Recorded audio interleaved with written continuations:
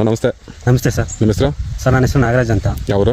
Sir ನಮ್ಮದು ಚಾಮರಾಜನಗರ ಜಿಲ್ಲೆ ಹನೂರು ತಾಲೂಕು ಮಂಡಳಿ ಗ್ರಾಮ ಸರ್. ನಿಮ್ಮ ಜಮೀನಲ್ಲಿ ಏನು ಬೆಳೆದಿದ್ದೀರಾ? ಸರ್ ನಮ್ಮ ಜಮೀನಲ್ಲಿ ಕಾಲಿಫ್ಲವರ್ ಹೂಕೋಸು ಬೆಳೆದಿದ್ದೀವಿ ಸರ್. ಹೂಕೋಸು ಬೆಳೆದಿರಿ. ಇಂಡಿಕಾ ಕಂಪನಿ ಹೆಂಗಿದೆ ಸರ್? ತುಂಬ ಚೆನ್ನಾಗಿದೆ.